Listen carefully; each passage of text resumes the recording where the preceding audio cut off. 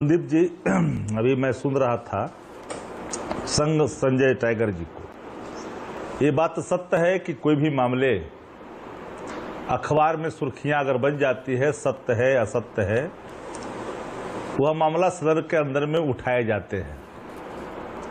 लेकिन जब सरकार उत्तर दे रही थी और सरकार ने सदन में कहा कि डीजीपी तमिलनाडु ने यह कहा कि इस तरह की कोई भी जो खबर चलाई जा रही है वो पूरी तरह से अफवाह है, अफवाह से लोग बचे, इस तरह की कोई घटना नहीं हुई है तमिलनाडु के अंदर।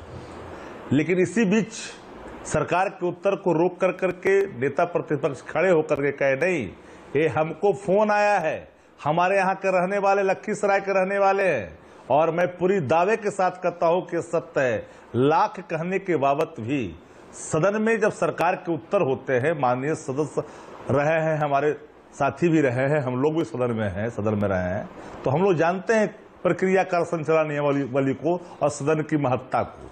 सदन में जब उठा, क्या भारत का अंग तमिलनाडु नहीं है? बिहार के बच्चे अगर तमिलनाडु में थे, अफवाह फैलाए गए थे, एक वैमनस्यता, एक राज्य से दूसरे राज्यों की मैत्रीपूर्ण जो व्यवहार है उसको खत्म करने की कोशिश नहीं थी। क्या यह सत्य है कि तमिलनाडु के मुख्यमंत्री से निरंतर तेजस्वी की बढ़ती नजदीकियां इनको रास नहीं आ रही थी? केक खाने का आरोप इन पे लगा। सब इन्हीं सवालों से लेकर करके पूरी जो आहत भारतीय जनता पार्टी कोई कदम आगे तो नहीं बढ़ा दिया। और तो ये सारे सवालात हैं, लेकिन अफवाह फैलाने वाला व्यक्ति सरकार गिराने की धमकी देता हो और उसको कहीं न कहीं सत्ताधारी जो केंद्र में सत्ता में बैठे लोग हैं वो उसको बैकिंग करते हो। ठीक है, कानून अपना काम करेगा। बात कर रहे हैं, वो ये सवाल सामने है, चूंकि इन्वेस्टिगेशन में जो भी बिल्कुल और जिस जक्कलपुर की चर्चा कर रहे हैं, तमिलनाडु पुलिस ने उस वीडियो को भी डाला है और उसमें जिस तरह के पात्रों को चुना गया है उसमें एक भगवाधारी भी है जो भगवे वस्त्र में है। उसको एक बार अगर देखेंगे तो उनके जो एक्शन है ना, वो सारी उनके नकलची का जो भाव है उसमें साफ साफ खुल करके आ रहा है। तो मतलब क्या आप आरोप ये लगा रहे हैं बीजेपी ने ये फेक वीडियोस बनवाए? ये मनीष जायसवाल जो है, मनीष कश्यप जो है, ये बीजेपी का ट्रोल है, आप ये कह रहे हैं? ये व्यक्ति चुनाव लड़ चुका है, चंपारण के इलाके से पता कर लीजिए। ये व्यक्ति एक संगठन से जुड़ा हुआ रहा है, यही पता करने की चीज है। मैं कोई मिथ्या आरोप नहीं लगाता और मैं जो बात सही कोई आरोप नहीं है, मैं वास्तविक चीजों का प्रस्तुतिकरण आपके समझ कर रहा हूं। ये अगर गलत है तो कोई हमें चुनौती दे।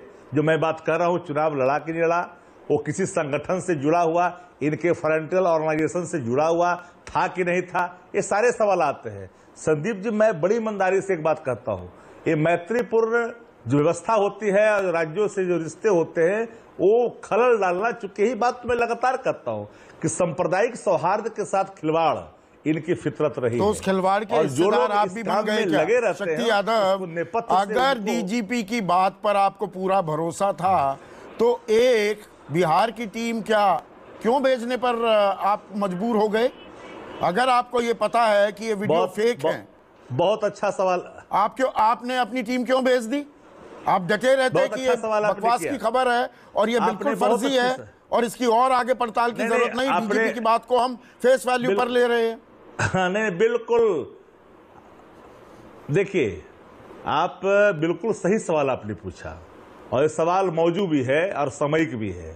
इसलिए है कि सदन के अंदर व्यवधान पैदा होते हैं किसी सवालों को लेकर के, तो लगातार आरोप लगता है कि सरकार नहीं चाहती है। हम व्यवधान नहीं चाहते थे, हम लगातार इनको कहते रहे सदन में भी और सदन के बाहर कि ये अफवाह से बचे, ये पूरी तरह से फेक है। और फेक शब्द का इस्तेमाल के सदन में ऑन रिकॉर्ड है, प्रोसीडिंग का पार्ट है।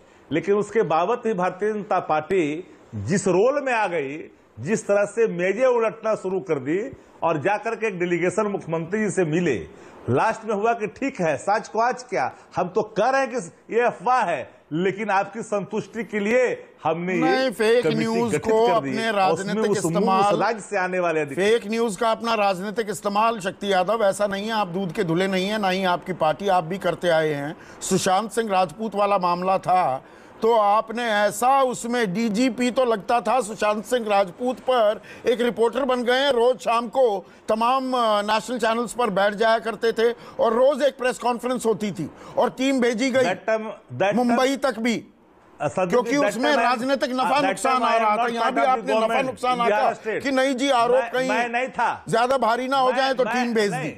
राजद नहीं रहा संदीप जी, माफ करिएगा।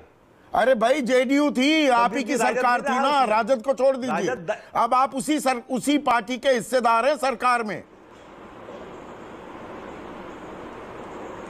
या जेडीयू करती है आप नहीं करते, लेकिन आप ये कह रहे हैं। झूठ को झूठ कहना चाहता हूं। हाँ, मैं तो एक लाइन में कहा, सच को सच और झूठ को झूठ कहनी चाहिए। और ये बात मैं पूरी ईमानदारी से कह रहा हूं कि उस समय डीजीपी का जो एक्शन था ना, वो सबको पता था। जब किसी के अंदर, जिस पद को धारण करने वाला व्यक्ति के अंदर रंग और भेद और उसका डीएनए का सवाल कोई सामने खड़ा हो जाए तो ये अच्छी बातें नहीं होती सदी। तो यही तो मैं कह रहा हूं कि खबरों को उनकी सत्यता परखे बिना राजनीति का औजार भी बनाया जाता है। जैसे आपके नेता ए के वाजपेयी चिराग पासवान भी करते दिखे, पहुंच गए वो तो चेन्नई तक पहुंच गए।